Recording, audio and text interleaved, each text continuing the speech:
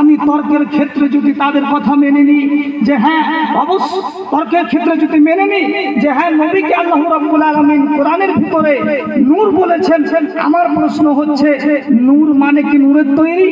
জি নয়, নূর মানে নূরের তৈরি হতে পারে না।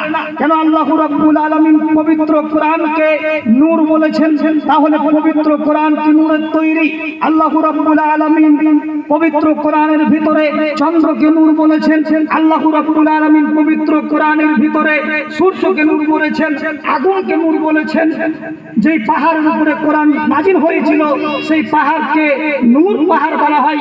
তাহলে এইগুলি কি নূরের তৈরি? নূর মানেই যদি নূরের তৈরি হতো তাহলে কোরআন নূরের তৈরি হতো। আল্লাহ রাব্বুল আলামিন যতগুলো আসমানি কিতাব পাঠিয়েছেন, অবতীর্ণ করেছেন, সমস্ত আসমানি কিতাবকে আল্লাহ রাব্বুল আলামিন নূর বলেছেন। তাহলে সমস্ত আসমানি কিতাব কি নূরের তৈরি? অবশ্যই হতে পারে না। আল্লাহ রাব্বুল আলামিন এই সবকে নূর বলেছেন, এর মানে এই নয় যে নূর মানে নূরের তৈরি। নূর মানে হচ্ছে আলো, নূর মানে হচ্ছে প্রদীপ, নূর মানে হচ্ছে বাতি। আল্লাহ তাআলা আমাদের নবীকে নূর বলেছেন, এর মানে এই নয় যে রাসূল সাল্লাল্লাহু আলাইহি সাল্লাম তিনি হচ্ছেন নূরের তৈরি নবী। তাদের এই আকীদা ঠিক নয়, তাদের এই কথা ঠিক নয়, তাদের এই কথাকে বাতিল করতে হবে। কেন রাসূল সাল্লাল্লাহু আলাইহি ওয়াসাল্লাম নিজেই বলেছেন, কোরআনের ভিতরে আল্লাহ রাব্বুল আলামিন বলছেন, হে মুহাম্মদ সাল্লাল্লাহু আলাইহি সাল্লাম, আপনি আপনার পৃথিবীর মানুষ উম্মতদেরকে বলে দিন। আল্লাহর নবী বলছেন, আল্লাহ রাব্বুল আলামিন বলছেন, কুল, হে নবী আপনি বলুন, ইন্নামা আনা বাশারুম মিসলুকুম, আমি তোমাদের মতো একজন মানুষ। এখানে আমরা প্রমাণ পেলাম যে আল্লাহ রাব্বুল আলামিন আমাদের নবীকে নূর বলেছেন। যারা বলছে মুহাম্মদ সাল্লাল্লাহু আলাইহি সাল্লাম হচ্ছে নূরের তৈরি নবী, তারা আবার এই কথা বলছে যে কেউ যদি আল্লাহর নবীকে মাটি বলে তাহলে তাদের ঈমান নষ্ট হয়ে যাবে। আজকে আমি তাদেরকে বলতে চাই, আজকে আমি সারা পৃথিবীর মানুষদেরকে চ্যালেঞ্জ করে বলতে চাই, কেউ যদি নবী সাল্লাল্লাহু আলাইহি সাল্লামকে নূরের তৈরি বলে তাহলে রাসূল বলেছেন তার ঈমান নষ্ট হয়ে যাবে। কেন? যেই জায়গাতে আল্লাহ রাব্বুল আলামিন বলছেন যে আমি নবীকে মাটি থেকে তৈরি করেছি, যেই জায়গাতে রাসূল নিজেই বলছেন যে আমি হচ্ছি তোমাদের মতো মানুষ, পার্থক্য হচ্ছে আমার কাছে ওহী আছে আর তোমাদের কাছে ওহী আছে না। সেই জায়গাতে কি করে হুজুর বলে দিতে পারে যে আল্লাহর নবী হচ্ছে নূরের তৈরি? অসম্ভব হতে পারে না। এই আকীদা আমাদেরকে স্পষ্ট করতে হবে। সর্বপ্রথমে আমাদের যে আকীদা রাখতে হবে যে আল্লাহর নবী তিনি মাটির তৈরি ছিলেন, নূরের তৈরি নয়। এখন আপনার কাছে আমার প্রশ্ন যে আল্লাহ রাব্বুল আলামিন বলুন তো নূরের সম্মান বেশি করেছেন না মাটির সম্মান বেশি করেছেন? আমি তো বলবো অবশ্যই আল্লাহ রাব্বুল আলামিন মাটির সম্মান বেশি করেছেন। কেন? আল্লাহ রাব্বুল আলামিন যখন আদম আলাইহিস সালামকে তৈরি করলেন, সৃষ্টি করলেন, আল্লাহ রাব্বুল আলামিন যখন আদমকে বানালেন তখন সমস্ত নূরের ফেরেশতাদেরকে ডেকে বললেন, এই দেখো ফেরেশতারা, আমি নবী আদমকে তৈরি করেছি, আমি নবী আদমকে বানিয়েছি মাটি থেকে, তোমরা হচ্ছে নূরের তৈরি ফেরেশতারা, তোমরা কি করো? আদমকে সাজদা করো। তাহলে আল্লাহ রাব্বুল আলামিন আদমকে মাটি থেকে বানিয়েছেন আর নূরের ফেরেশতারা আদমকে সাজদা করেছিলেন। তাহলে আপনারাই বলুন, যাকে সাজদা করা হয় সে বড় হয় না যে সাজদা করে সে বড় হয়? অবশ্যই যাকে সাজদা করা হয় সেই বড় হয়। আল্লাহ রাব্বুল আলামিন মহিলাদেরকে বলছে, একটা উদাহরণ শুন তাহলে বুঝতে পারবেন। আল্লাহ রাব্বুল আলামিন মহিলাদেরকে বলছেন, মহিলাগণ তোমরা কি করো? তোমরা তোমাদের স্বামীর কথা মেনে চলো, তোমাদের স্বামী যা বলবে তাই করো। যদি আল্লাহর পরে কাউকে যদি সাজদা করার হুকুম দিতাম, আল্লাহর পরে যদি কাউকে সাজদা করার হুকুম থাকতো তাহলে প্রত্যেক নারীকে আল্লাহ রাব্বুল আলামিন বলতেন যে তোমরা তোমাদের স্বামীর পায়ে নিচে সাজদা করো। তাহলে এখানে বড়কে, এখানে অবশ্যই স্ত্রীর থেকে স্বামীর মর্যাদা আল্লাহ রাব্বুল আলামিন বেশি করেছেন। তেমনি আল্লাহ রাব্বুল আলামিন নূরের ফেরেশতা থেকে আল্লাহ রাব্বুল আলামিন মাটির মানুষের সম্মান আল্লাহ রাব্বুল আলামিন বৃদ্ধি করেছেন, বেশি করেছেন। এবার আসুন, কিছু কিছু মানুষ বলছে যে আল্লাহ রাব্বুল আলামিন হচ্ছে নিরাকার, আল্লাহর আকার নেই, আল্লাহর আকৃতি নেই, অনেক মানুষ বলছে। এখন আপনারাই বলুন, আল্লাহ রাব্বুল আলামিন আমাদেরকে এত সুন্দর করে তৈরি করলেন, এত আমাদের চেহারা এত সুন্দর করে তৈরি করলেন, আমাদের যিনি সৃষ্টিকর্তা তার নাকি আকার আকৃতি নেই, এরকম অভাব কথা হতে পারে না। কিন্তু আল্লাহ রাব্বুল আলামিন আকার রয়েছে, একথা আল্লাহ পবিত্র কোরআনে বলছেন। কোন জায়গাতে? আল্লাহ রাব্বুল আলামিন সূরা রহমান 26 ও 27 নম্বর আয়াতের মধ্যে বলছেন, আল্লাহ রাব্বুল আলামিন বলছেন কুল্লু মান আলাইহা ফান ওয়া ইয়াবকা ওয়াজহু রাব্বিকা যুল জালালি ওয়াল ইকরাম। পৃথিবীর সমগ্র মানব জাতি ধ্বংস হয়ে যাবে, পৃথিবীতে যা কিছু রয়েছে সমস্ত কিছু ধ্বংস হয়ে যাবে। আমাদের চোখের সামনে আমরা যা কিছু দেখতে পাই, আকাশ দেখতে পাই, জমিন দেখতে পাই, পর্বত দেখতে পাই, পাহাড় দেখতে পাই, আমাদের চোখের সামনে আমরা যা কিছু দেখতে পাই সমস্ত কিছু ধ্বংস হয়ে যাবে। ওয়া ইয়াবকা, একজন যিনি বেঁচে থাকবেন, ওয়াজহুল রাব্বিকা মানে রবের চেহারা ব্যতীত পৃথিবীর সমস্ত কিছু ধ্বংস হয়ে যাবে। তাহলে পবিত্র কোরআন থেকে, সূরা রহমান থেকে আমরা স্পষ্টভাবে দলিল পেয়ে গেলাম যে আল্লাহ রাব্বুল আলামিনের চেহারা ব্যতীত পৃথিবীর সমস্ত কিছু ধ্বংস হয়ে যাবে। তাহলে আল্লাহর চেহারা রয়েছে, আল্লাহ রাব্বুল আলামিনের হাত রয়েছে, আল্লাহ রাব্বুল আলামিনের পা রয়েছে। কিভাবে আমরা হাদিস দিয়ে প্রমাণ? রাসূল সাল্লাল্লাহু আলাইহি সাল্লাম বলেন কিয়ামতের মাঠে আল্লাহ রাব্বুল আলামিন জান্নাত এবং জাহান্নাম দুজনকে প্রশ্ন করবেন। সর্বপ্রথমে আল্লাহ রাব্বুল আলামিন জাহান্নামকে প্রশ্ন করবেন, জাহান্নামকে বলবেন জাহান্নাম তুমি কি পূর্ণ? তখন জাহান্নাম বলবে হ্যাঁ হে আল্লাহ আমি এখন পূর্ণ হয়েছি। জাহান্নাম বলবে আমি আল্লাহ এখন পূর্ণ হইনি, আর যদি কিছু থাকে তাহলে আপনি দিন। তখন আল্লাহ রাব্বুল আলামিন স্বয়ং তার পা জাহান্নামের মধ্যে রেখে দিবেন। তখন জাহান্নাম বলবে আল্লাহ আমি এখন পরিপূর্ণ হয়েছি। তাহলে আল্লাহ রাব্বুল আলামিনের পা রয়েছে। যারা বলছে আল্লাহ রাব্বুল আলামিন হচ্ছে নিরাকার, তাদেরই আলেম বলছে যে আল্লাহ রাব্বুল আলামিনকে ইমাম আবু হানিফা 99 বার দেখেছে। কতবার দেখেছে? 99 বার দেখেছে। এখন আমার প্রশ্ন হচ্ছে আল্লাহ যদি নিরাকারই হয় তাহলে ইমাম আবু হানিফা কি দেখেছে? তারাই বলছে যে আল্লাহ হচ্ছেন নিরাকার, এবং তারাই বলছে যে ইমাম আবু হানিফা আল্লাহকে 99 বার দেখেছে।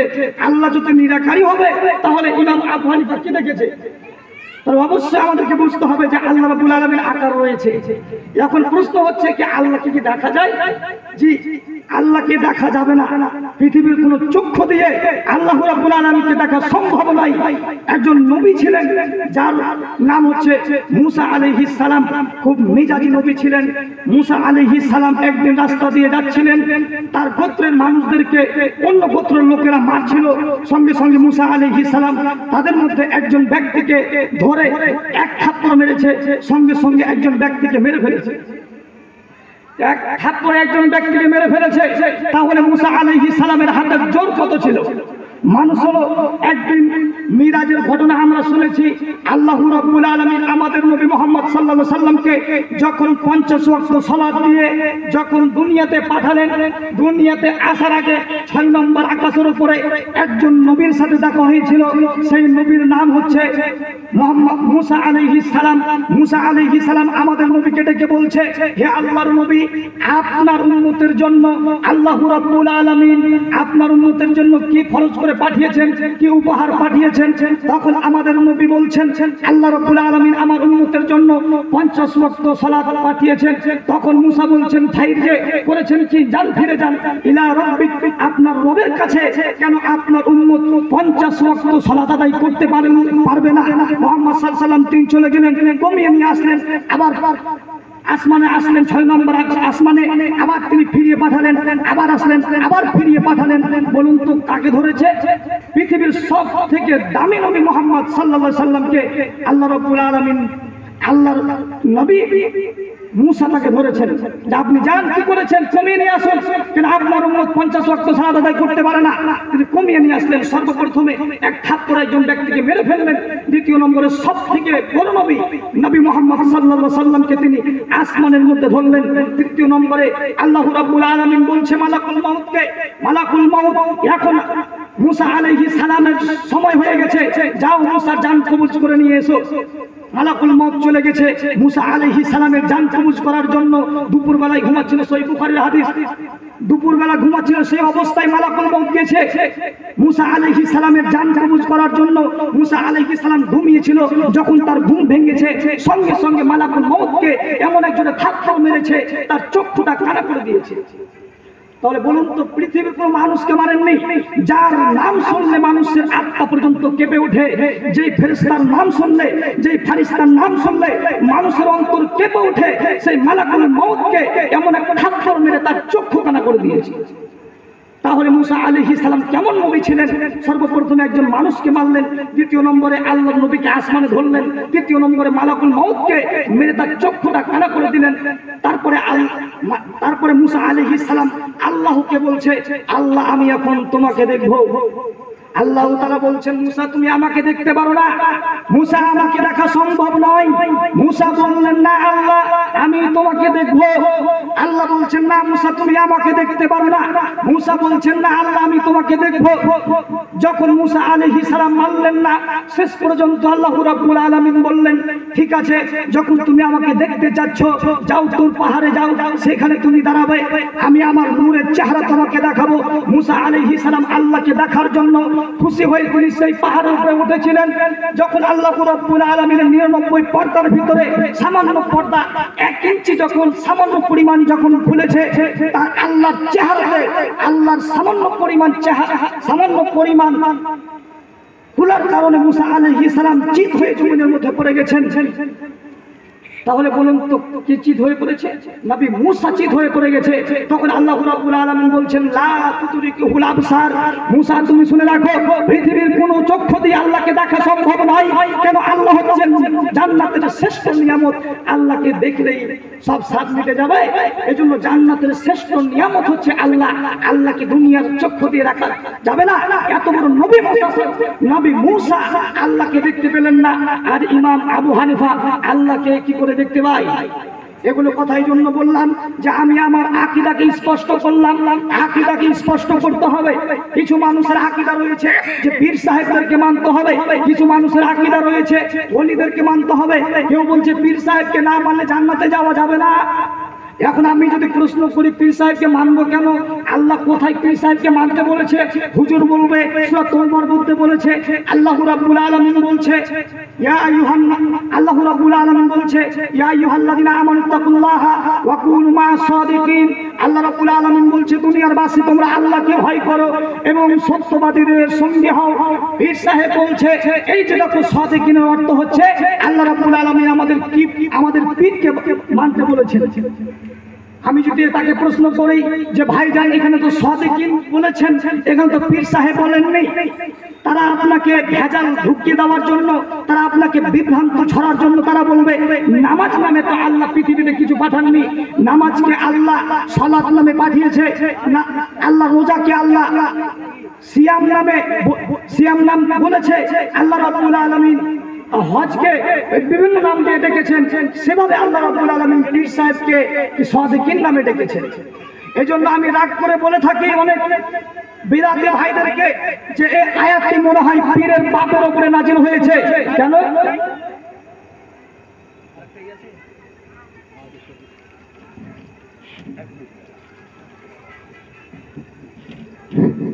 আসসালামু আলাইকুম। আপনারা সকলেই জানেন যে এই মুরাশুদি পাড়ায় মসজিদের উন্নতি কল্পে একটি জালসার আয়োজন করা হয়েছে, ধর্মীয় জালসার আয়োজন করা হয়েছে।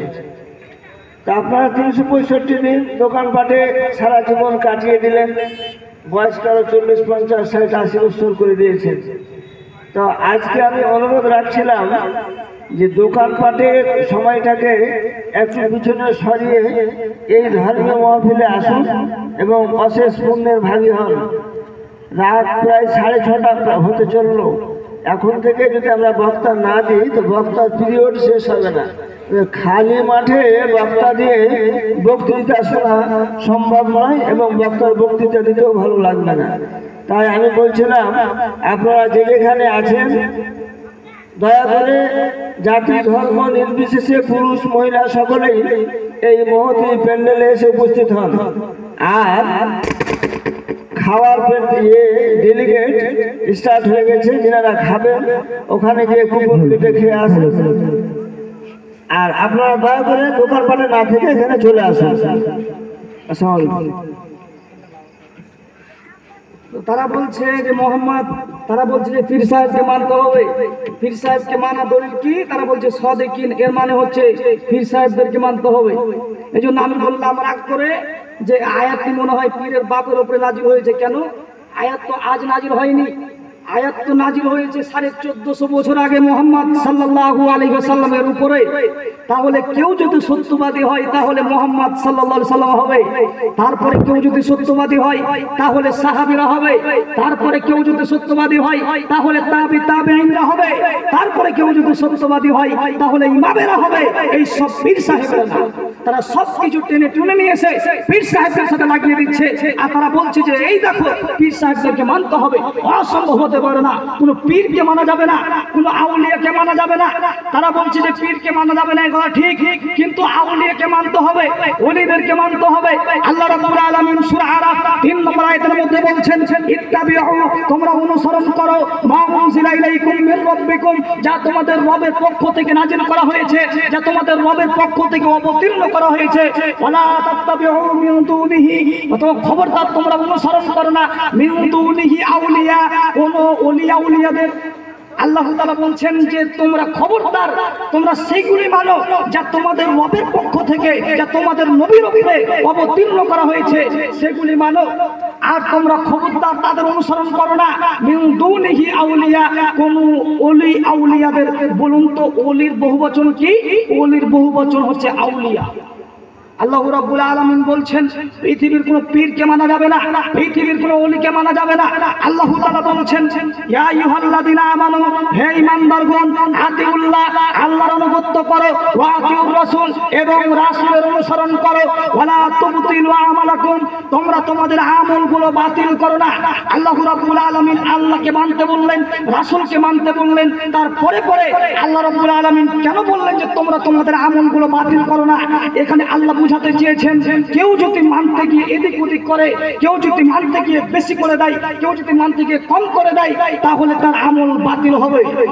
এখন আমরা আহলে হাদিস, আমাদের মসজিদও তো, আমাদের পাশের যে সব মসজিদ রয়েছে, হানাফি ভাই যারা রয়েছে, বিদাতি ভাই যারা রয়েছে, তারা ফজর সালাত আদায় করার পর তারা বলবে, ইয়া নবী সালামু আলাইকা, ইয়া রাসূল সালামু আলাইকা, ইয়া হাবিব সালামু আলাইকা, বালাগাল্লাহু বিকামালিহি, কাসাফাতু জাবি জামালিহি, হাসনাতু জামিউ খিসালিহি, সাল্লু আলাইহি ওয়া আলিহি। বলে কি বলে না? অবশ্যই বলে। এই যে তারা এই কিয়ামটা পড়লো, তাকে যদি আপনি প্রশ্ন করেন, ভাইজান এই যে আপনি কিয়াম পড়লেন এর প্রমাণ কি? আপনি কি প্রমাণ দিতে পারবেন? কোন সাহাবীরা কি নবীর উপরে কিয়াম করেছিল? কোন তাবেঈরা কি করেছিল? নবী কি তার উপরে পড়েছিল? কারো মুখ বন্ধ হয়ে যাবে, কেউ বলতে পারবে না, কেন কোন জায়গা থেকে প্রমাণিত নয়। এই যে তারা পড়ছে, দুটি কারণে পড়ছে। এক নম্বর হচ্ছে তারা বলছে যে আমরা নামাজ হাদিস থেকে, মানে আহলে হাদিস থেকে হানাফি ভাই যারা, তারা আল্লাহকে, আল্লাহর নবীকে বেশি সম্মান দেয়, বেশি মানে। তারা আল্লাহর নবীকে সম্মান দিতে গিয়ে তারা এই বিরোধ করে। আর দ্বিতীয় নম্বরে তারা নেকির আশাই করে।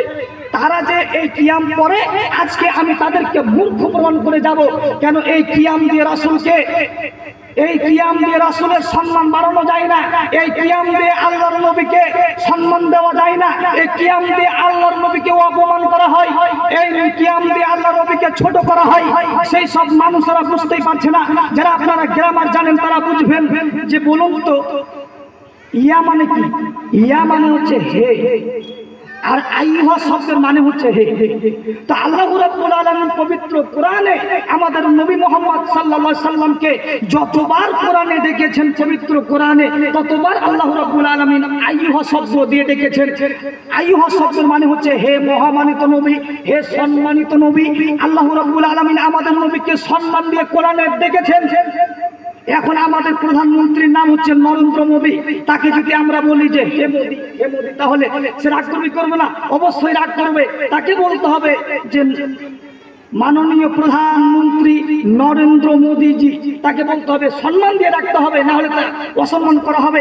তেমনি আল্লাহ রাব্বুল আলামিন আমাদের নবীকে পবিত্র কোরআনে যতবার ডেকেছেন ততবার সম্মান দিয়ে ডেকেছেন, হে মহামানব নবী, হে সম্মানিত নবী। আর এই সব মূর্খরা বলছে ইয়া নবী মানে হে নবী। এখানে বোঝা যাচ্ছে যে তারা আল্লাহর নবীকে সম্মান দিতে গিয়ে তারা আল্লাহর নবীকে ছোট করেছেন। তাহলে আল্লাহর নবীর আকীদা আপনাকে মেনে নিতে হবে। সর্বপ্রথমে আকীদা আপনাকে স্পষ্ট করতে হবে। আল্লাহ রাব্বুল আলামিন বলছেন, ইয়া আইয়ুহাল্লাযিনা আমানু, হে ঈমানদারগণ, আতিউল্লাহ, তোমরা আল্লাহর আনুগত্য করো, ওয়া আতিউর রাসূল, এবং রাসূলের অনুসরণ করো, ওয়ালা তুবতিলু আমালাকুম, তোমরা তোমাদের আমলগুলো বাতিল করো না। عن ابي هريره رضي الله تعالى عنه قال قال رسول الله صلى الله عليه وسلم অনেক মানুষের অনেক আকীদা রয়েছে কিছু আমরা হিন্দুদের আকীদা আমরা জানি এখন তো আমরা বিদাতি ভাই যারা তাদের আকীদা আমরা জানলাম এখন আমরা হিন্দু ভাইদের কিছু আকীদা জানি আল্লাহ রাব্বুল আলামিন আল্লাহ নবী বলছেন عن ابي هريره رضي الله تعالى عنه قال قال رسول الله صلى الله عليه وسلم আবু হুরায়রা রাদিয়াল্লাহু আনহু বলেন রাসূল সাল্লাল্লাহু আলাইহি ওয়াসাল্লাম বলেছেন লা তাদখুলুনাল জান্নাতা তোমরা ততক্ষণ পর্যন্ত জান্নাতে যাবে না তোমরা ততক্ষণ পর্যন্ত জান্নাতে যেতে পারবে না যতক্ষণ পর্যন্ত তোমরা ঈমান গ্রহণ না করছো একজন মহিলা ডাক্তার জাকির নায়েকের কাছে একটা প্রশ্ন করেছিলেন বলেছিলেন ডাক্তার সাহেব একজন মুসলমান যদি ভালো আমল করে জান্নাতে যেতে পারে একজন মুসলমান যদি ভালো আমল করে জান্নাতে যেতে পারে তাহলে একজন হিন্দু কেন ভালো আমল করে জান্নাতে যেতে পারবে না তখন তিনি উত্তরে দিয়ে বললেন যে আপনার ছেলে বা আপনার মেয়ে মাদ্রাসায় পড়ছে বা স্কুলে পড়ছে স্কুলে আপনার মেয়ে বা আপনার ছেলের 6টি সাবজেক্ট রয়েছে 6টি সাবজেক্ট আপনার ছেলে পরীক্ষা দিচ্ছে মাধ্যমিক বা উচ্চ মাধ্যমিক 6টি সাবজেক্টের ভিতরে আপনার ছেলে যদি 5টি সাবজেক্টে 100 করে নম্বর তুলে আর একটি যদি 10 তুলে তাহলে আপনার ছেলে পাস করতে পারবে অবশ্যই পাস করতে পারবে না তেমনি কোনো ব্যক্তি যদি কোনো মানুষ যদি জান্নাতে প্রবেশ করতে চায় তাহলে তাকে তার প্রতি 4টা জিনিস তার প্রতি ঈমান থাকতে হবে এই কথা আল্লাহ রাব্বুল আলামিন কোরআনের ভিতরে বলেছেন সূরা 103 নম্বর সূরার মধ্যে আল্লাহ রাব্বুল আলামিন বলছেন ওয়াল আসর সময়ের কসমকে আল্লাহ রাব্বুল আলামিন বলছেন ইন্নাল ইনসানা ফি খুসর পৃথিবীর সমগ্র মানব জাতি ক্ষতিগ্রস্তের মধ্যে পড়ে আছে ইল্লাল্লাযিনা আমানু তারা ব্যতীত যারা ঈমান এনেছে ওয়া আমালু সলিহাত যারা সৎ কাজ করেছে ওয়া তাওয়াসাউ বিল হক যারা মানুষের প্রতি হককে দাওয়াত দিয়েছে ওয়া তাওয়াসাউ বিস সাবর যারা ধৈর্যের মাধ্যমে আল্লাহকে ডেকেছে তাহলে 4টি কাজ করতে হবে ডাক্তার জাকির নায়েক বললেন যে 4টি কাজ করলে একজন মানুষ জান্নাতে যেতে পারবে এক নম্বর হচ্ছে ঈমান গ্রহণ করতে হবে মানুষের যদি ঈমান না থাকে তাহলে মানুষ যত ভালো আমল করুক না কেন মানুষ জান্নাতে যাবে না মানুষের যদি ঈমান না থাকে মানুষ যদি আল্লাহকে বলে বিশ্বাস করে না থাকে মানুষের ভিতরে যদি আল্লাহর ভয় না থাকে এক আল্লাহকে যদি না স্বীকার করে তাহলে সেই ব্যক্তি জান্নাতে যেতে পারবে না এইজন্য রাসূল সাল্লাল্লাহু আলাইহি ওয়াসাল্লাম হাদিসের মধ্যে বলছেন লা তাদখুলুনাল জান্নাতা তোমরা ততক্ষণ পর্যন্ত জান্নাতে যাবে না যতক্ষণ পর্যন্ত তোমরা ঈমান গ্রহণ না করছো একজন হিন্দু যদি সঠিক হিন্দু হতে চায় একজন হিন্দু যদি সঠিক হিন্দু হতে হয় একজন হিন্দু যদি সঠিক হিন্দু হতে চায় তাহলে তাকে ব্রহ্মসূত্র পড়তে হবে ব্রহ্মসূত্রে বলা হচ্ছে একাম ব্রহ্মা দিবতা নাস্তে নিহিনি কিঞ্চন একাম ব্রহ্মা মানে ব্রহ্মা হচ্ছে একজন ঈশ্বর হচ্ছে একজন রব হচ্ছে একজন প্রভু হচ্ছে একজন আল্লাহ হচ্ছেন একজন আল্লাহর 99টি নাম রয়েছে যেই নাম দিয়ে আপনি আল্লাহকে ডাকবেন না কেন আল্লাহ হচ্ছেন একজন একাম ব্রহ্মা হচ্ছে একজন আল্লাহ হচ্ছে একজন দেবতা নাস্তে দ্বিতীয় নাই নিহিনি কিঞ্চন একটিও নাই তাদের ধর্মগ্রন্থে বলা হচ্ছে আমাদের মুসলমান যদি কোনো হিন্দু ভাই যদি মুসলমান হতে চায় তাহলে তাকে বলতে হবে আশহাদু আল্লা ইলাহা ইল্লাল্লাহু ওয়া আশহাদু আন্না মুহাম্মাদান আবদুহু ওয়া রাসূলুহু আমি সাক্ষ্য দিচ্ছি যে আল্লাহ ব্যতীত কোনো মাবুদ নেই আমি আরো সাক্ষ্য দিচ্ছি যে মুহাম্মদ সাল্লাল্লাহু আলাইহি সাল্লাম হচ্ছেন আল্লাহর প্রিয় রাসূল এই বাক্যটাকে এই কালমায়ে শাহাদাতটাকে পড়তে হবে যতক্ষণ পর্যন্ত কোনো হিন্দু আল্লাহর প্রতি ঈমান না রাখবে নবীর প্রতি ঈমান না রাখবে ততক্ষণ পর্যন্ত একজন হিন্দু মুসলমান হতে পারে না তেমনি একজন হিন্দু যদি সঠিক হিন্দু হতে হয় একজন হিন্দু যদি সঠিক হিন্দু হতে চায় তাহলে তাকে ব্রহ্মসূত্র পড়তে হবে ব্রহ্মসূত্রে তাদের ধর্মগ্রন্থে বলা হচ্ছে যিনি ঈশ্বর হবে যিনি আল্লাহ হবেন যিনি প্রভু হবেন যিনি রব হবেন তিনি একজন হবে দ্বিতীয় হবেন না একটিও হবে না তাহলে তাদের ধর্মগ্রন্থে বলা হচ্ছে যে আল্লাহ একজন দ্বিতীয় নাই একটিও নাই তাহলে তারা কি করে বলতে পারে আমাদের এখন আপনি কোনো হিন্দুকে যদি বলেন ভাইজান আপনি কয়জন ঈশ্বরকে বিশ্বাস করেন তাহলে সে বলবে কেউ বলবে 3 জন কেউ বলবে 300 জন কেউ বলবে 360 জন কেউ বলবে 33 কোটি আর আপনি একজন সঠিক মানে যারা হিন্দু ধর্ম ভালো বুঝে যারা হিন্দু ধর্ম পণ্ডিত যারা তাদেরকে যদি আপনি জিজ্ঞাসা করেন যে ভাইজান বলুন তো একজন হিন্দুকে কয়জন ঈশ্বরে বিশ্বাস করা তখন সে বলবে একজন হিন্দুর উচিত একজন ঈশ্বরকে বিশ্বাস করা এখন আপনি বলুন একজন ঈশ্বরকে বিশ্বাস না করলে একজন সঠিক হিন্দু হতে পারে না তাহলে তারা কি করে 360 জন মাবুদ পূজা করতে পারে 360 জন কি করে মূর্তি পূজা করতে পারে এখন আমাদের কিছুদিন আগে দুর্গা পূজা চলে গেল আজকে মনে হয় রয়েছে এই দুর্গা পূজাতে কত টাকা খরচ করছে কিন্তু আসলেই দেবী দুর্গা তাদের ভগবান না ধর্মগ্রন্থে বলা হচ্ছে যিনি ঈশ্বর হবেন, যিনি তোমাদের রব হবেন, নাচাত লিঙ্গামা, তার কোনো লিঙ্গ থাকবে না। ইয়া দেবী, দেবী তো স্ত্রীলিঙ্গ। এখন আপনি কোনো হিন্দুকে বলেন, হিন্দু ভাইজিদেরকে বলেন যে বলুন তো ভাইজান, দেবী দুর্গা কি কোনো পাতি ছিল, দেবী দুর্গা কি কোনো স্বামী ছিল? তখন সে বলবে হ্যাঁ অবশ্যই ছিল, কেন ছিল না? তার নাম কি? তার নাম হচ্ছে শিব। তার নাম হচ্ছে শিব। শিব হচ্ছে দেবী দুর্গার স্বামী। ধর্মগ্রন্থে বলছে যে যিনি ঈশ্বর হবেন, যিনি রব হবেন, তার কোনো লিঙ্গ থাকবে না, তিনি পুরুষও হবেন না, তিনি স্ত্রীও হবেন না, তার কোনো স্বামী থাকবে না।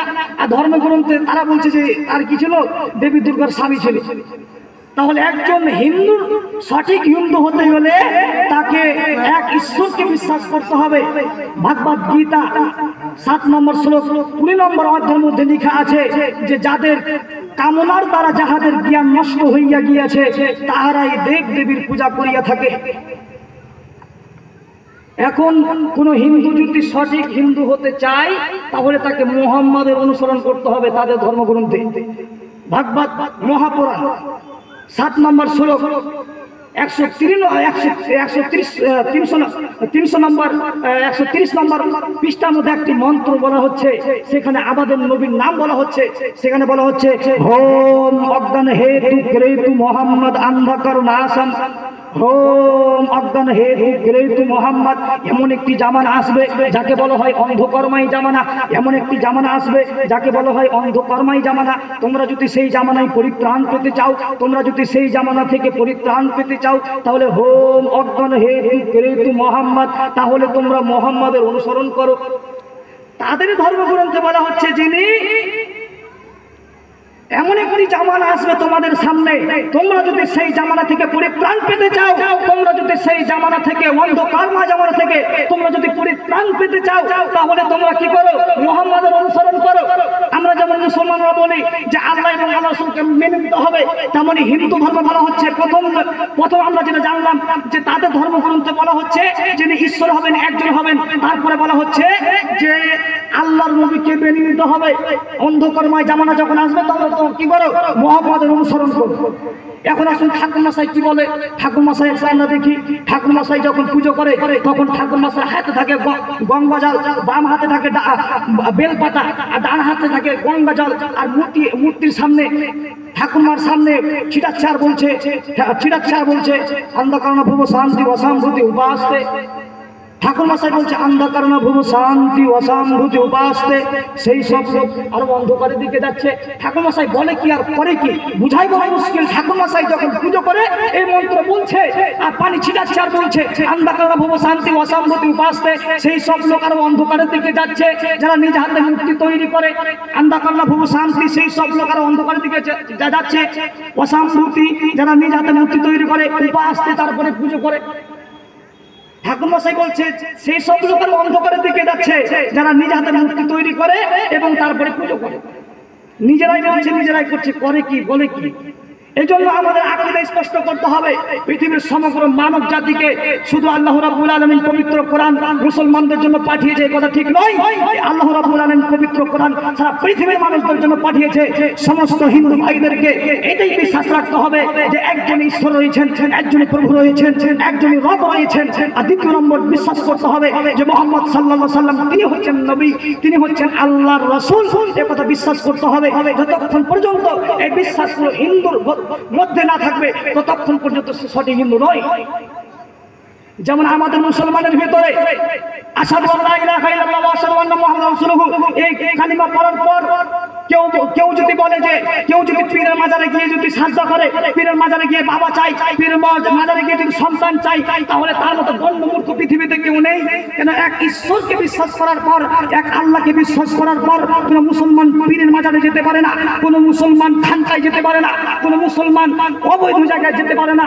যদি যায় তাহলে সে মুসলমান নয়। তেমনই কোনো হিন্দু যদি সঠিক হিন্দু হতে হয় তাহলে আল্লাহ এবং আল্লাহর রাসূলকে বিশ্বাস করা ছাড়া সে সঠিক হিন্দু নয়। এজন্য আল্লাহর নবী বলছেন লা তাদখুলুনাল জান্নাতা, তোমরা ততক্ষণ পর্যন্ত জান্নাতে যাবে না, তোমরা ততক্ষণ পর্যন্ত জান্নাতে যাবে না যতক্ষণ পর্যন্ত তোমরা ঈমান গ্রহণ না করছো। ঈমান গ্রহণ করতে হবে। মানুষের যদি ঈমান না থাকে তাহলে মানুষ জান্নাতে যাবে না। তারপরে আল্লাহ রাসূল বলছেন, আমি কি তোমাদেরকে এমন কথা বলে দিব না যেই কথা বললে তোমরা তোমাদের ভালোবাসা বৃদ্ধি পাবে, ভালোবাসা বেড়ে যাবে? তা হচ্ছে আফসুস সালাম বাইনাকুম, তোমরা পরস্পরের মধ্যে সালাম বিনিময় করবে। তাহলে সালাম বিনিময় করলে মানুষের কি হয়? ভালোবাসা বৃদ্ধি পায়, ভালোবাসা বেড়ে যায়। বলছিলাম আকীদা আমাদেরকে স্পষ্ট করতে হবে। যদি আমাদের আকীদা ঠিক না হয়, যদি আমরা কে আল্লাহ এবং আল্লাহ রাসূলকে যদি আমরা ঠিকভাবে চিনতে না পারি, তাহলে আমরা সঠিক মুসলমান হতে পারবো না। আল্লাহ রাব্বুল আলামিন আমাদের মুসলমানকে বুঝার তৌফিক দান করুক। সবাই বলেন আল্লাহুম্মা আমিন। আল্লাহ রাব্বুল আলামিন বলছেন, ফাবিমা রাহমাতিন মিনাল্লাহি ফাবিমা রাহমাতিন মিনাল্লাহি লিনতালাহুম ওয়ালাউ কুনতা ফাজ্জান গালিযাল কলব فاعف عنهم واستغفر لهم وسائرهم في الامر فاذا عزمت فتوكل على الله ان الله يحب المتوكلين। এবার দেখুন সাহাবীরা আল্লাহর নবীর কাছে কিভাবে তারা ইসলাম গ্রহণ করেছিলেন, কিভাবে তারা আল্লাহর নবীর কাছে ঈমান এনেছিলেন, আল্লাহর নবী কেমন ছিলেন এবং মানুষদেরকে কিভাবে দাওয়াত দিতেন। এই আয়াত থেকে আমরা বুঝতে পারবো। আল্লাহ রাব্বুল আলামিন বলছেন, ফাবিমা রাহমাতিন মিনাল্লাহি লিনতালাহুম ওয়ালাউ কুনতা ফাজ্জান গালিযাল কলব। এ মুহাম্মদ সাল্লাল্লাহু আলাইহি সাল্লাম, আল্লাহর অনুগ্রহ যে আপনি নরম স্বভাবের মানুষ হয়েছেন, নরম আচরণের মানুষ হয়েছেন। ওয়ালাউ কুনতা ফাজ্জান গালিযাল কলব, যদি আপনি কর্কশ ও কঠোর স্বভাবের মানুষ হতেন তাহলে লোকেরা আপনার কাছ থেকে সরে যেত। অত্র কোরআন আয়াত থেকে আমরা স্পষ্টভাবে বুঝতে পারলাম যে মুহাম্মদ সাল্লাল্লাহু আলাইহি সাল্লাম তিনি নরম স্বভাবের মানুষ ছিলেন, নরম আচরণের মানুষ ছিলেন। কিভাবে আমরা বুঝবো যে মুহাম্মদ সাল্লাল্লাহু আলাইহি সাল্লাম তিনি নরম স্বভাবের মানুষ ছিলেন? একজন কাফের, আরবের মাটিতে একজন কাফির ছিল, তার নাম হচ্ছে সুমামা বিন উসাল। তিনি অনেক মুসলমানকে, অনেক সাহাবীদেরকে হত্যা করেছিলেন। কত সাহাবীদেরকে হত্যা করেছিলেন মানুষের জানা নেই। একদিন সেই সাহাবীরা সুমামা বিন উসালকে ধরে নিয়ে এসে মসজিদে নববীর সাথে বেঁধে রেখেছিলেন আর বললেন সুমামা। তখন আল্লাহর নবীকে ডেকে সাহাবীরা বললেন, এই দেখুন আল্লাহর নবী, এই হচ্ছে সুমামা, যে অনেক মুসলমানকে হত্যা করেছে, আপনার সাহাবীদেরকে হত্যা করেছে, আমাদের মুসলমান ভাইদেরকে হত্যা করেছে, একে আপনি হত্যা করুন। আল্লাহর নবী সুমামা, আল্লাহর নবী সাহাবীদের দিকে তাকিয়ে দেখলেন আর বললেন যে সাহাবীরা এখন উত্তেজিত হয়ে আছে, এখন আমি যদি সুমামা বিন উসালের আমি এখন যদি বিচার করি তাহলে তাকে তারা হত্যা করতে বলবে। এজন্য আল্লাহর নবী বললেন, সাহাবীগণ তোমরা বাড়ি চলে যাও, তোমরা পরের দিন আসো, আমি এই সুমামা বিন উসালের বিচার করব। সাহাবীগণ চলে গেলেন রাসূলুল্লাহর কথা শুনে, সাহাবীগণ চলে গেলেন। তারপর দিন এসে আল্লাহর নবীর কাছে হাজির হলেন সাহাবীগণ। তখন সুমামাকে আল্লাহ নবী বলছে, সুমামা তুমি কি ইসলাম গ্রহণ করবে? সুমামা বলছে, ইসলাম গ্রহণ করব মানে আপনি যদি আমাকে হত্যা করেন তাহলে রক্তের প্রতিশোধ নেওয়া হবে, আপনি যদি আমাকে ছেড়ে দেন তাহলে শুকরিয়া আদায় করা হবে, আপনি যদি আমাকে ছাড়তে চেয়ে পয়সা চান তাহলে প্রদান করা হবে। আল্লাহ নবী কিছুই বললেন না।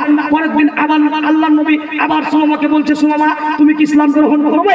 সুমামা বলছে, ইসলাম গ্রহণ করব মানে আপনি যদি আমাকে হত্যা করেন তাহলে রক্তের প্রতিশোধ নেওয়া হবে, আপনি যদি আমাকে ছেড়ে দেন তাহলে শুকরিয়া আদায় করা হবে, আপনি যদি আমাকে ছাড়তে চেয়ে পয়সা চান তাহলে প্রদান করা হবে। আল্লাহ নবী কিছুই বললেন না। আল্লাহ নবী আবার সুমামাকে বলছে, সুমামা তুমি কি ইসলাম গ্রহণ করবে? সুমামা বলছে, ইসলাম গ্রহণ করবো মানে একই কথা। যখন সুমামা মানল না তখন আল্লাহ নবী সাহাবীদেরকে বললেন, সাহাবীগণ তোমরা সুমামাকে যেতে দাও, সুমামাকে ছেড়ে দাও। আল্লাহ নবীর কথা শুনে সাহাবীগণ সুমামাকে ছেড়ে দিল।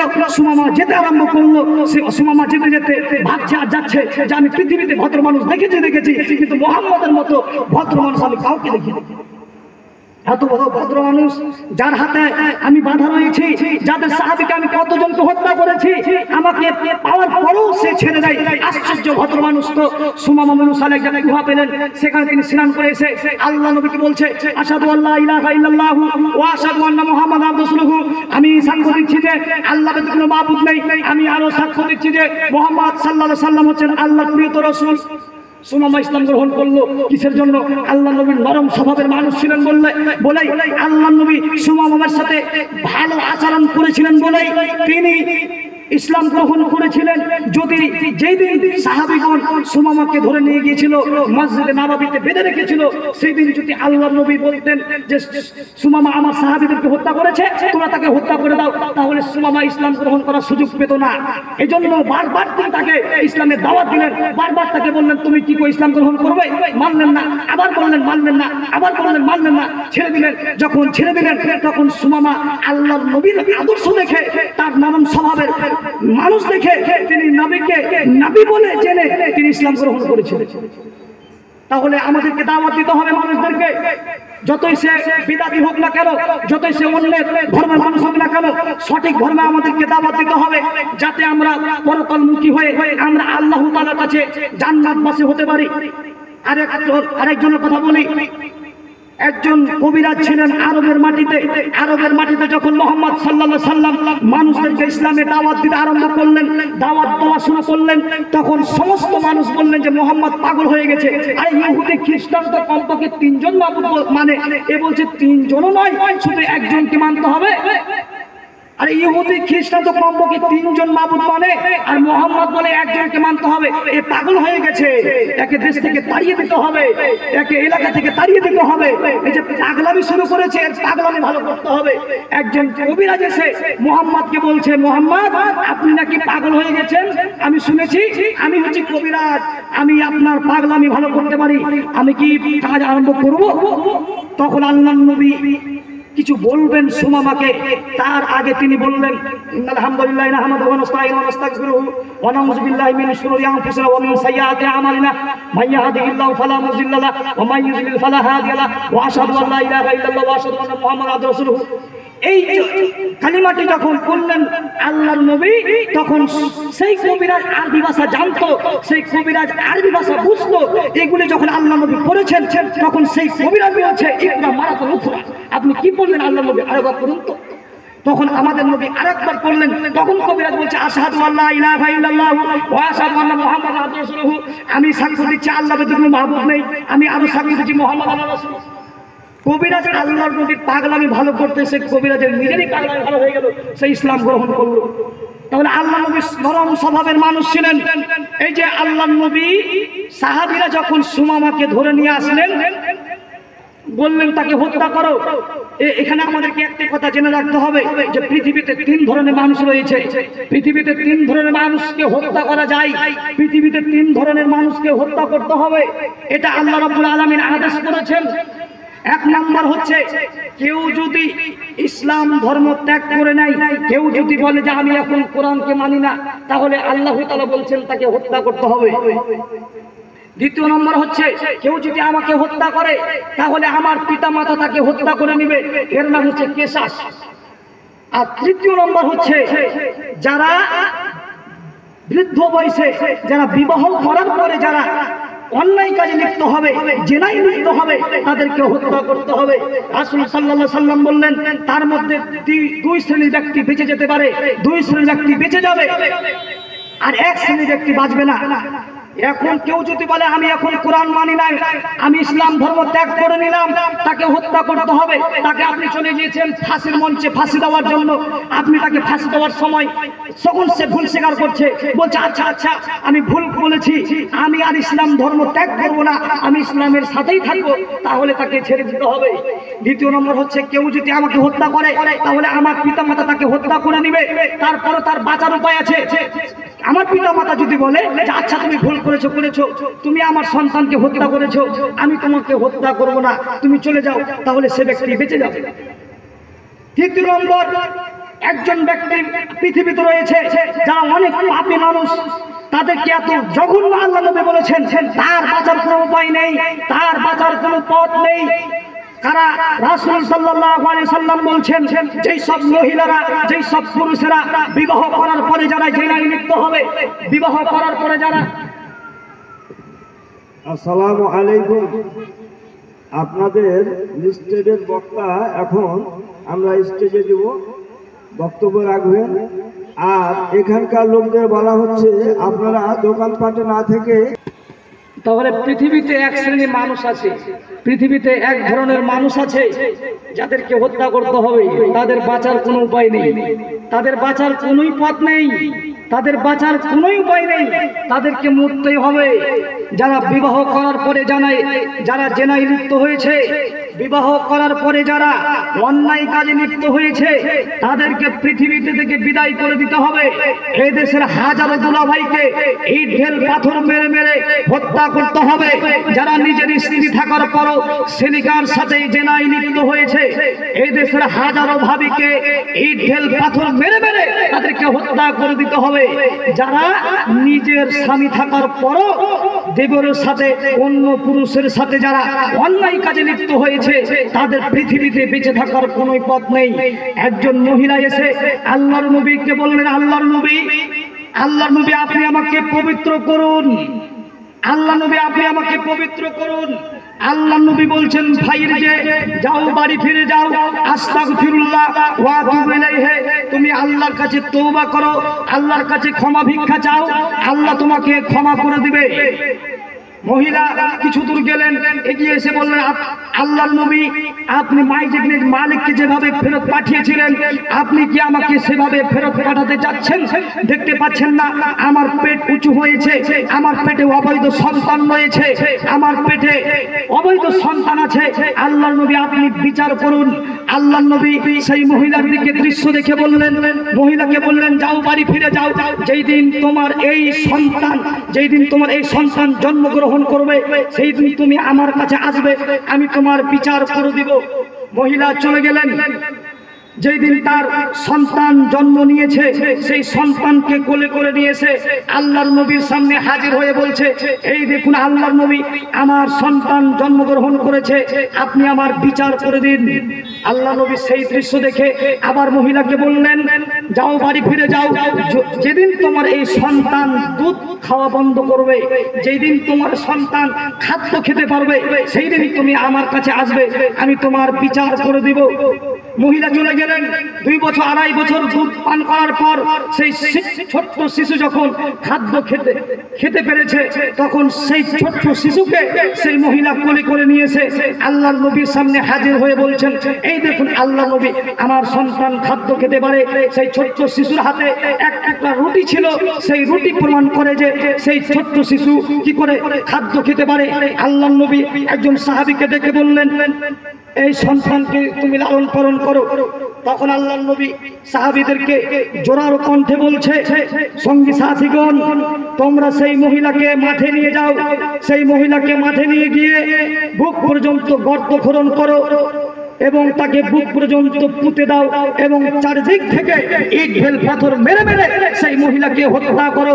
খালিদ বিন ওয়ালিদ বলেন, আমি একটা পাথর সেই মহিলার মুখের উপরে মারলাম, সেই মহিলার মুখ থেকে রক্ত ছিটে এসে আমার শরীরে লাগলো, আমি গালি দিয়ে বসলাম, আমি বললাম ছি ছি, একজন জেনাকারী মহিলার রক্ত আমার শরীরে লাগলো, একজন পাপী মহিলার রক্ত আমার গায়ে লাগলো, আমি তাকে গালি দিয়ে বসলাম।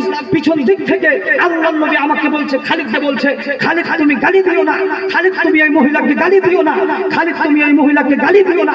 কেন? এই মহিলা এত তওবা করেছে, এই মহিলা এত ক্ষমা ভিক্ষা চেয়েছে, এই মহিলা এত তওবা করেছে, এই মহিলা এত ক্ষমা ভিক্ষা চেয়েছে যে এর তওবা যদি গোটা আরববাসীকে বিলিয়ে দেওয়া হয় তাহলে গোটা আরববাসীর পাপ ক্ষমা হয়ে যাবে।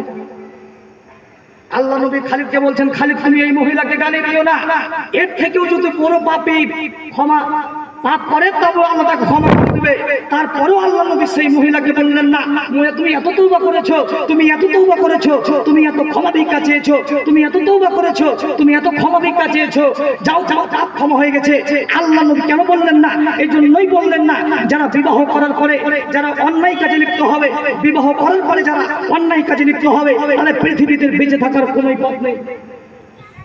আল্লাহ রাব্বুল আলামিন বলছেন আমাদের নবীকে, ফাবিমা রাহমাতিন মিনাল্লাহি লিনতা লাহুম, হে মুহাম্মদ সাল্লাল্লাহু আলাইহি সাল্লাম আল্লাহর অনুগ্রহ যে আপনি নরম স্বভাবের মানুষ হয়েছেন, নরম আচরণের মানুষ হয়েছেন।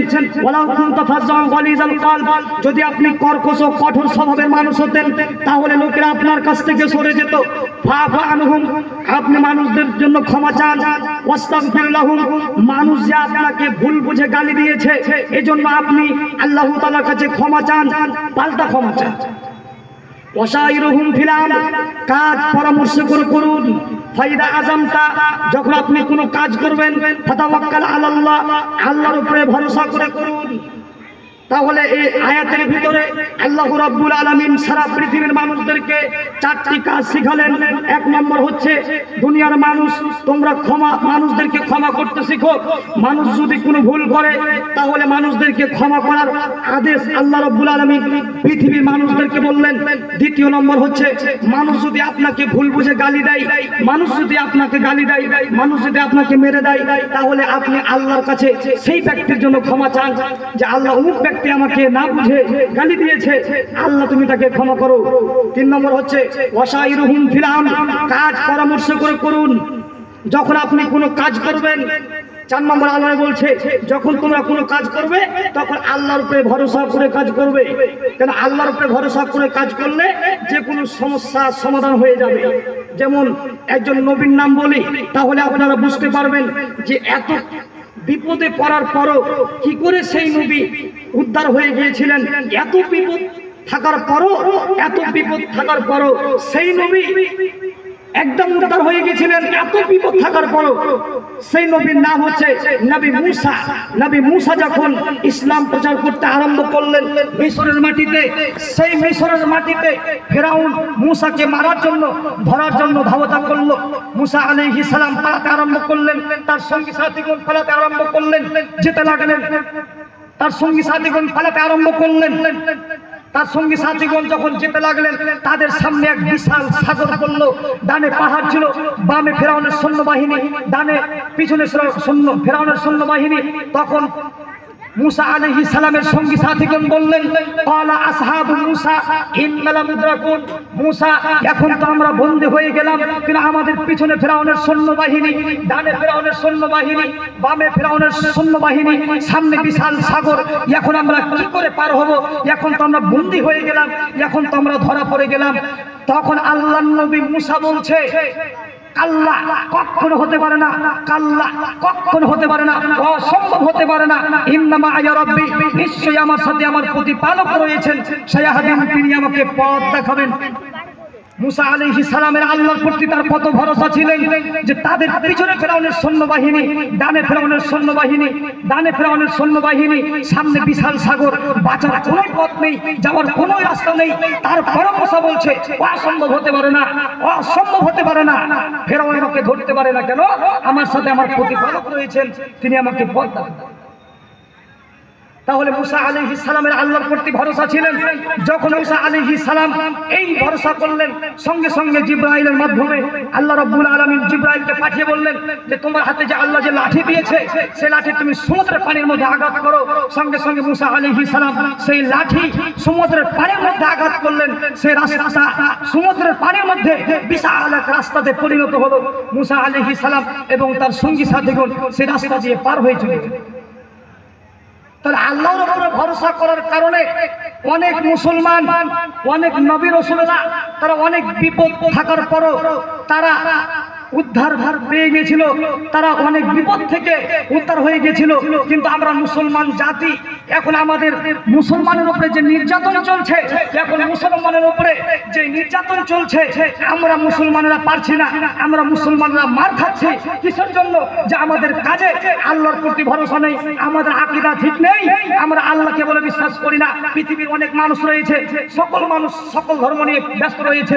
টাইমস অফ ইন্ডিয়া একটি রিপোর্ট পেশ করে বলছেন যে পৃথিবীতে এখন প্রায় 750 কোটি মানুষ রয়েছে। 750 কোটি মানুষের ভিতরে পৃথিবীতে প্রায় 4,500 ধর্ম রয়েছে। কত হাজার ধর্ম? 4,500 ধর্মের ভিতরে যেই ধর্মের অনুসারী পৃথিবীতে সব থেকে বেশি, সেটা হচ্ছে খ্রিস্টান ধর্ম। খ্রিস্টান ধর্মের অনুসারী পৃথিবীতে সব থেকে বেশি, তাদের পরিসংখ্যা হচ্ছে 270 কোটি, 220 কোটি। তারপরে পরে যেই ধর্মের অনুসারী সব থেকে বেশি, সেটা হচ্ছে হিন্দু। আমরা মুসলিমরা, আমাদের পরিসংখ্যা হচ্ছে 170 কোটি। তারপরে পরে যে ধর্মটার মানুষ বেশি অনুসরণ করে, সেটা হচ্ছে হিন্দু ধর্ম। তার মধ্যে ইহুদিরা কম, ইহুদিদের সংখ্যা নেই। তারপর আজকে ইহুদিরা মানুষ মুসলমানের উপরে নির্যাতন করছে, মুসলমানেরা মার খাচ্ছে। কিসের জন্য? যে তারা আল্লাহকে ভয় করছে না। সাহাবীদের যেমন ভয় ছিল, সাহাবীরা যেমন যুদ্ধ করেছিল, সাহাবীরা যেমন দ্বীনের জন্য যুদ্ধ করেছিল, তেমন আজকে আমরা করতে পারছি না বলে আজকে আমাদের মার খেতে হচ্ছে। রাসূল সাল্লাল্লাহু আলাইহি সাল্লাম কিয়ামতের হাদিস বর্ণনা করতে গিয়ে বলেছেন যে এমন একটা যুগ আসবে, এমন একটি জামানা আসবে, সেই যুগ যতক্ষণ পর্যন্ত না আসছে, যতদিন পর্যন্ত না আসছে, ততদিন পর্যন্ত কিয়ামত হবে না। যতদিন পর্যন্ত মুসলমানের সাথে ইহুদিদের যুদ্ধ না লাগছে, ইহুদিদের সাথে মুসলমানের যতদিন যুদ্ধ না লাগবে, ততদিন পর্যন্ত কিয়ামত হবে না। সেই সময় ইহুদিরা মার খাবে, ইহুদিরা মার খেয়ে ইহুদিরা পরাজিত হয়ে, ইহুদিরা মরে যাওয়ার কারণে, মার খাওয়ার কারণে নিজের জান বাঁচার কারণে তারা পাথরের আড়ালে লুকিয়ে যাবে, তারা গাছের আড়ালে লুকিয়ে যাবে, তখন গাছ কথা বলবে। সই হাদিস আল্লাহ নবী বলছেন যে গাছ কথা বলবে, পাথর কথা বলবে, পাথর বলবে এই দেখো আমার পিছনে ইহুদি লুকিয়ে আছে, এই মুসলমান একে আপনি হত্যা করুন। গাছ কথা বলবে, গাছ বলবে যে এই দেখো আমার পিছনে ইহুদি লুকিয়ে আছে, তাকে হত্যা করো। তাহলে এমন একটি যুগ আসবে যে কিয়ামত আসার আগে এটা হবেই যে মুসলমানের সাথে ইহুদিদের যুদ্ধ হবে, মুসলমানের সাথে ইহুদিরা যুদ্ধ করবে। সেই যুদ্ধে মুসলমানেরা কি করবে? পরাজিত হবে, মুসলমানরা ইহুদিদেরকে হত্যা করবে। কিন্তু এখন আমরা ইহুদিদের কাছে হার মানছি, এখন আমরা পারছি না। এখন অনেক মুসলমান মার খাচ্ছে ফিলিস্তিনে, আমরা শুনেছি সেই ঘটনা। কিন্তু রাসূল সাল্লাল্লাহু আলাইহি সাল্লামের যুগে আপনি চলে যান, আজ থেকে 1450 বছর আগে সেই যেসব যুদ্ধ হয়েছিল, বদরের যুদ্ধে কতজন লোক ছিল? সাহাবীরা ছিল 313 জন, আর কাফেররা ছিল 1000 জন। তারপরে বিজয় কাজ হয়েছিল, মুসলমানদের হয়েছিল। এই জন্য একজন ইহুদি পণ্ডিত বলছে যে মুসলমানদেরকে হারানো যাবে না, মুসলমানদের সাথে লাগা যাবে না। কেন? মুসলমানরা হচ্ছে এমন জাতি যারা মরতে ভয় পায় না। মুসলমানরা হচ্ছে এমন জাতি যারা মরতে ভয় পায় না, যারা মরণকে ভয় করে না, যারা মরার জন্যই যুদ্ধ করে। তাদেরকে কি করে হারানো যাবে? কিন্তু আজকে আমরা মার খাচ্ছি কেন? আজকে আমরা মরার জন্য কেউ যুদ্ধ করছি না, আজকে আমরা মরার জন্য কেউ, আমরা দুনিয়ার মোহে পড়ে গেছি, দুনিয়াকে নিয়ে আমরা মেতে রয়েছি, দুনিয়াকে এত প্রাধান্য দিচ্ছি, আল্লাহ এবং আল্লাহ রাসূলকে ভুলে গেছি, আমরা পরকালকে বলে ভুলে গেছি, আখিরাতকে বলে ভুলে গেছি। এই জন্য আমরা মুসলমান জাতিরা আজকে অপমান হচ্ছে, আজকে মার খাচ্ছে। যেভাবে মুতার প্রান্তে লড়াইয়ে যেমন সাহাবীরা, আপনাকে আমি দেখাই যে সাহাবীরা কি করে মরার জন্য তারা যুদ্ধ করেছিলেন, মুতার প্রান্তে লড়াইয়ের জন্য রাসূল সাল্লাল্লাহু আলাইহি ওয়াসাল্লাম 3000 সৈন্যবাহিনীকে তিনি কি করলেন? নিযুক্ত করলেন। আর কাফেররা ছিল 3 লক্ষ, কত মানে তার থেকে অনেক বেশি। আল্লাহর নবী সেই যুদ্ধে নিজে যাননি, তিনি বললেন যে আজকে মুতার প্রান্তে লড়াইয়ের জন্য প্রথম তিনি সেনাপতি দায়িত্ব পালন করবেন, সে হচ্ছে আমার পালক পুত্র যায়েদ। কোথায়? তিনি দাঁড়িয়ে গেলেন। তারপরে বললেন আজকে দ্বিতীয় নম্বরে, আজকে এই মুতার প্রান্তে লড়াইয়ের জন্য যিনি দ্বিতীয় নম্বর সেনাপতি দায়িত্ব পালন করবে সে হচ্ছে আমার চাচাতো ভাই জাফর বিন আবি তালেব। কোথায়? তিনিও দাঁড়িয়ে গেলেন। তারপরে আল্লাহ নবী বললেন আজকে এই তৃতীয় নম্বর সেনাপতির দায়িত্ব যিনি পালন করবে সে হচ্ছে আমার সাহাবী আব্দুল্লাহ বিন রাওয়াহা। কোথায়? তিনিও দাঁড়িয়ে গেলেন। আল্লাহ নবী বললেন যাও তোমরা তোমাদের বাড়ি চলে যাও, তোমরা তোমাদের সন্তানের কাছে, মা বাবার কাছে, স্ত্রীর কাছে তোমরা ক্ষমা চেয়ে এসো, সালাম করে এসো। হযরত যায়েদ বলেন হে আমার আব্বাজান, আমি হচ্ছে আপনার পালক পুত্র যায়েদ, আপনি আমাকে অর্ডার করেছেন। আমার মা আয়েশা ঘরে বসে শুনেছে, আমার কারো কাছে যাওয়ার দরকার নাই, কারো কাছে বলার দরকার নেই। হযরত জাফর চলে গেলেন নিজের বাড়িতে গিয়ে বলছে ওগো আমার প্রাণের স্ত্রী, আল্লাহর নবী আমাকে জিহাদের ময়দানে যাওয়ার জন্য দ্বিতীয় নম্বর সেনাপতির দায়িত্ব দিয়েছে, আমি তোমাকে বলতে আসলাম, আমি তোমাকে জানাতে আসলাম, আল্লাহর নবী আমাকে দ্বিতীয় নম্বর সেনাপতির দায়িত্ব দিয়েছে। আজকে এই মুতার প্রান্তে লড়াইয়ে আজকে আমি যুদ্ধে যাব, আল্লাহ নবী আমাকে দ্বিতীয় নম্বর সেনাপতির দায়িত্ব দিয়ে দিয়েছে। তার প্রাণের স্ত্রী ঘর থেকে বেরিয়ে এসে বলছে ওগো আমার স্বামী, আমি তোমাকে ছেড়ে ভুলে থাকতে পারবো না, সুতরাং আমি আল্লাহর কাছে দোয়া করে বলছি। স্ত্রী তার হাত উঠিয়ে বলছে আল্লাহ তুমি আমার স্বামীকে ছেড়ে আমি থাকতে পারবো না, আল্লাহ তুমি আমার স্বামীকে দয়া করে তুমি আমার কাছে ফিরিয়ে দিও। তার স্বামী তার স্বামী জাফর বিন আবি তালেব তার হাতের উপরে আঘাত করলেন আর বললেন উল্টা দোয়া করো না বিবিরে, উল্টা দোয়া করো না, কেন তোমার উল্টা দোয়া আল্লাহর দরবারে কবুল হবে না। কেন নবীজি আমার নাম 2 নম্বরে ঘোষণা করেছেন, আমার সামনে একজন আছে, আমার পরে একজন আছে, নির্ঘাত আমি সেই মুতার প্রান্তে শহীদ হয়ে যাব, জন্মের মতো দেখা করতে আসলাম। অত্র মুতার প্রান্তে সাহাবী আব্দুল্লাহ জাফর বিন আবি তালেব গেলেন, তার স্বামীকে তার স্ত্রীকে বলছে যে আল্লাহ নবী আমাকে তৃতীয় সেনাপতির দায়িত্ব দিয়েছে, নিশ্চয় আমি সেই মুতার প্রান্তে শহীদ হয়ে যাব। মানে এখানে বোঝা যাচ্ছে যে সাহাবী মরার জন্য যুদ্ধ করতে যাচ্ছে, তিনি ভেবে নিয়েছেন যে আমি আর যুদ্ধের ময়দান থেকে ফিরে আসবো না, আমাকে দুনিয়া ছেড়ে চলে যেতে হবে, আজকে আমার শেষ দিন। তাহলে যেই সাহাবীরা নিজের জীবনকে দেওয়ার জন্য যুদ্ধ করেছে, তাহলে কারা বিজয় হবে না তো কারা হবে? এই জন্য বিভিন্ন যেই সব লড়াই হয়েছিল আরবের মাটিতে আজ থেকে 1450 বছর আগে মুহাম্মদ সাল্লাল্লাহু আলাইহি ওয়াসাল্লাম থাকাকালীন যেই সব যুদ্ধ হয়েছিল, মুসলমানেরা অনেক সংখ্যা কম থাকার পরও মুসলমানরা বিজয় হয়েছিল। এই জন্য যে মুসলমানরা মরার জন্যই কি করতো? যুদ্ধ করতো। হযরত আব্দুল্লাহ বিন রাওয়াহা চলে গেলেন নিজের বাড়িতে গিয়ে বলছে, সেই দিন ছিল তার বাসর সজ্জা, ফুল সজ্জা রাত ছিল। এখন আপনার আজকে বিবাহ হয়েছে, আপনাকে যদি বলা হয় যে আজকে যুদ্ধ করতে যেতে হবে, আপনারা না যাব না, আপনি না করে দেবেন। আজকে বিবাহ হলো, আজকে যদি আপনাকে বলা হয় যে আজকে যুদ্ধ যেতে হবে, আপনি যেতে রাজি হবেন না। তো সাহাবীরা আল্লাহ তাআলাকে কেমন ভাবে মেনেছিলেন, দ্বীনকে টিকিয়ে রাখার জন্য তারা কত কষ্ট করেছিলেন, ইসলামকে টিকিয়ে রাখার জন্য তারা নিজের জীবনকে কিভাবে শহীদ করেছিলেন। আল্লাহ নবী বলছে যে আজকে আমার বিবাহ হলো, আব্দুল্লাহ বিন রাওয়াহা বলছেন আজকে আমার বিবাহ হলো, আজকে আমার বাসর সজ্জা, ফুল সজ্জা, আজকে আল্লাহ নবী আমাকে জিহাদের ময়দানে যাওয়ার জন্য আদেশ করেছেন। তিনি রেডি হয়ে গেছেন। তিনি তার স্ত্রীকে গিয়ে বলছেন, তার স্ত্রী ঘরের ভিতরে কোরআন পড়ছিল, কোরআন তেলাওয়াত করছিল। তখন তার স্বামী তার স্ত্রীকে ডেকে বলছে, ওগো আমার প্রাণের স্বামী স্ত্রী, তুমি কোরআন পড়া একটু বন্ধ করো, আমি তোমার স্বামী আব্দুল্লাহ এসেছি, তুমি ঘর থেকে একটু বের হও। তার স্ত্রী বলছে, ওগো আমার প্রাণের স্বামী, আজকে বিবাহ হলো, আজকে আল্লাহর নবী আপনাকে জিহাদের ময়দানে যাওয়ার জন্য সেনাপতির দায়িত্ব দিয়েছে, আপনাকে আমি কোনোদিন দেখিনি, আপনি ঘরে আসুন। তার স্বামী বলছে, আমি ঘরের ভিতরে যাব না, আমি ঘরের ভিতরে যেতে চাই না। কেন? আমি যদি এখন ঘরের ভিতরে যাই তাহলে তোমাকে দেখলে আমার ভিতরে প্রেম রাখবে, তোমার প্রতি আমার ভালোবাসা জন্মাবে, আমি ঘরের ভিতরে ঢুকতে চাই না। তার স্ত্রী বলছে, ওয়াল্লাহি আল্লাহর কসমকে বলছি, আপনি যদি ঘরের ভিতরে আসেন তাহলে আল্লাহর কসম আপনার সাথে আমি কোনো প্রেম নিবেদন করব না, শুধু আপনার চেহারাটা আমি একবার দেখে রাখতে চাই, শুধু আপনার চেহারাটা আমি একবার দেখে রাখতে চাই, যাতে করে কিয়ামতের মাঠে লক্ষ কোটি কোটি মানুষের ভিতরে আপনাকে আমি স্বামী বলে চিনে দিতে পারি। তাহলে স্বামী যেমন ছিল, স্ত্রীও তেমন ছিল। এখন আমাদের স্ত্রীরা যেতে দিবে না, আজকে বিবাহ হলো, আজকে আপনি চলে যাবেন। তার স্ত্রী কেমন ছিল, তারা আল্লাহকে কেমন ভাবে মেনেছিলেন, তারা বিজয় হবে তো কারা হবে, তারা ইসলামকে প্রচার করতে পারবে না কারা পারবে। আব্দুল্লাহ বিন রাওয়াহা তার স্বামীর স্ত্রীর কাছ থেকে বিদায় নিয়ে তিনি চলে গেলেন। মুতার প্রান্তে লড়াই হলো।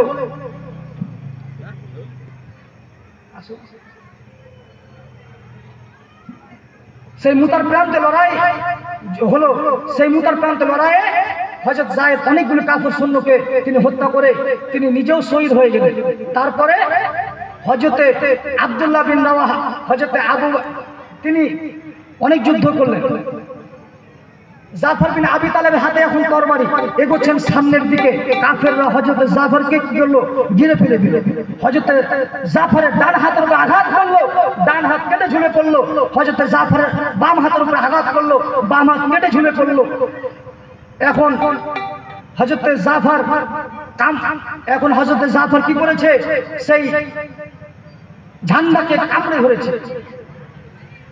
তারপরে তিনি কামড়ে ধরে তিনি উঁচু করে রেখেছেন। তারপরে আব্দুল্লাহ বিন রাওয়াহা ছুটে আসলেন। তিনি দেখলেন যে আমার আসার আগে কে ইসলামের পতাকা সাধন করলো, কে ধারণ করলো। তিনি কাছে এসে দেখলেন যে হযরত জাফরের ডান হাত কাটা, বাম হাত কাটা, দুটা পা কাটা, দেহটা একদিকে পড়ে আছে, শুধু মাথাটা একদিকে পড়ে থেকে ইসলামের পতাকা কামড়ে ধরে উঁচু করে রেখেছে। তাহলে তারা ইসলামকে কিভাবে সাধন করেছিলেন? আজকে আমরা মুসলমানরা মার খাচ্ছি এর জন্য যে আমরা আল্লাহকে বলে ভুলে গেছি, দুনিয়াকে নিয়ে আমরা মেতে রয়েছি, দুনিয়াকে আমরা বেশি প্রাধান্য দিচ্ছি, আমরা আল্লাহকে মানছি না, আল্লাহর ভয় নেই, আমাদের আকীদা ঠিক নেই, এজন্য আমরা দুনিয়াতে বেশি মার খাচ্ছি। আল্লাহ রাব্বুল আলামিন সকল মুসলমানদের উপরে রহম করুক, দয়া করুক। আল্লাহ রাব্বুল আলামিন সকল মুসলমানদেরকে সুস্থ অবস্থায় রাখুক এবং সবাইকে ইসলামের ঈমানের সাথে রাখুক। এই দোয়া, এই দাওয়াত রেখে আজকে আমার সংক্ষিপ্ত বক্তব্য সমাপ্তি করলাম। আসসালামু আলাইকুম ওয়া রাহমাতুল্লাহি ওয়া বারাকাতুহু।